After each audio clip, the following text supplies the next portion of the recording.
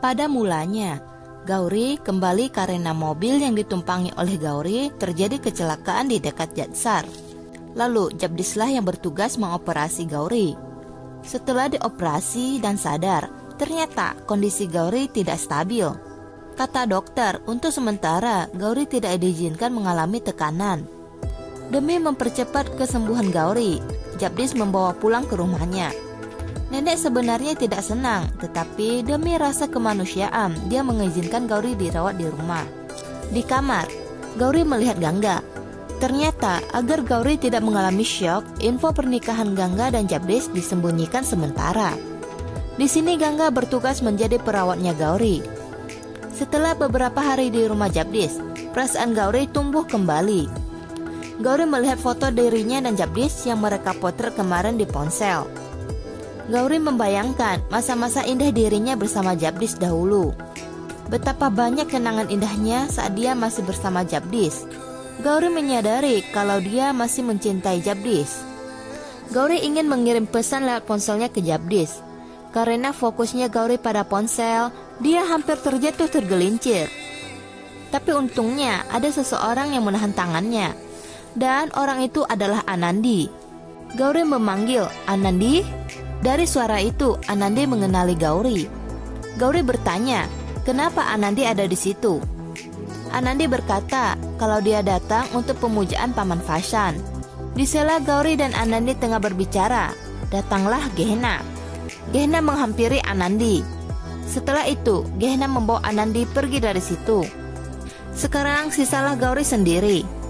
Gauri terlihat sedang memikirkan sesuatu. Setelah beberapa hari, Gauri menyadari perasaannya di rumah sakit. Gauri ingin bertemu Jagdish. Saat membuka pintu di ruang tempat kerja Jagdish, tidak ada orang di dalam. Gauri kecewa karena Jagdish tidak ada di tempat. Lalu, Gauri melihat foto Jagdish. Sambil melihat foto Jagdish, Gauri berkata kalau dia masih sangat mencintai Jagdish. Gangga kebetulan lewat. Dan Gangga melihat Gauri sedang berbicara dengan fotonya Jagdish. Gauri mengeluh karena Anandi yang sudah menikah, tetapi dia masih sering ke rumah Jagdish. Gauri juga mengeluh tentang keluarga Jagdish yang begitu baik kepada Gangga, walaupun Gangga hanya seorang perawat. Gangga mendengar itu, dan tidak sengaja dia mendorong pintu hingga membuat pintunya bersuara. Gauri pun jadi tahu kalau Gangga ada di situ. Gauri mengabaikan Gangga. Gangga lalu berkata kepada Gauri kalau Jagdish sedang mendatangi pasien sakit di desa terdekat. Gangga juga berkata kalau ada yang penting Gauri boleh memberitahunya. Tapi Gauri berkata tidak, terima kasih. Gauri langsung keluar dari ruangan. Gangga hanya bisa bersabar diri saja. Ketika Gauri di koridor, ada petugas rumah sakit yang sedang menggantung foto keluarga Jagdish. Di saat Gauri hampir melihat foto keluarga itu, kebetulan ada bajai yang datang. Gauri pun langsung jalan membelok menuju bajai. Dan dia tidak melihat adanya foto keluarga besarnya Jagdish. Di malam hari, Gangga baru pulang kerja. Jagdish bertanya, bagaimana dengan rumah sakit? Gangga menjawab semua terkendali. Gangga lalu memberikan dokumen kepada Jagdish. Jagdish mengambil dokumen itu dan membacanya.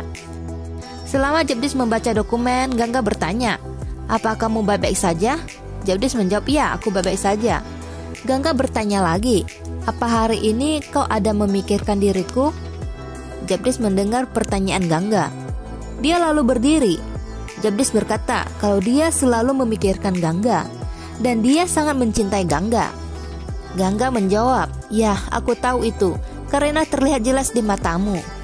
Sementara Gauri di kamar, dia gelisah karena pernyataan cintanya kepada Jagdish masih belum disampaikan.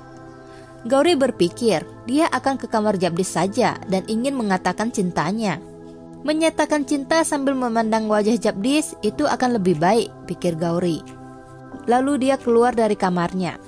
Di sisi lain, Jagdish dan Gangga semakin dekat. Gauri pun semakin mendekati kamarnya Jagdish. Ketika Jagdish ingin mencium Gangga, Gauri pun sudah ada di luar pintu. Dan ketika Gauri membuka pintu, tampilan inilah yang dilihatnya.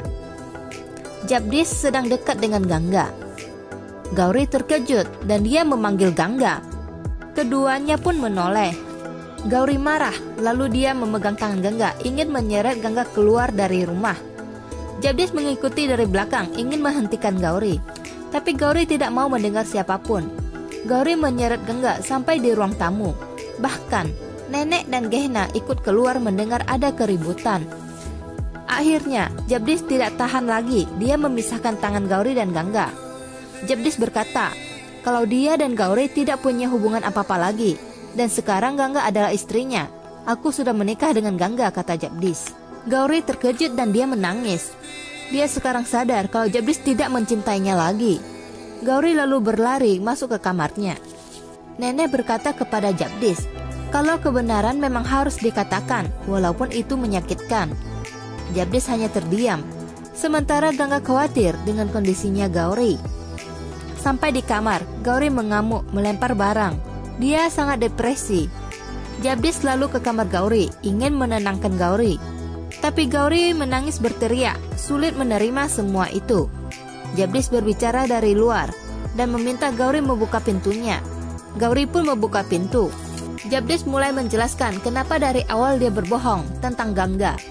Itu demi kesehatan mentalnya Gauri. Gauri tidak ingin mendengar penjelasan Jagdish. Jagdish berkata kalau semua ini berawal dari idenya Shivani.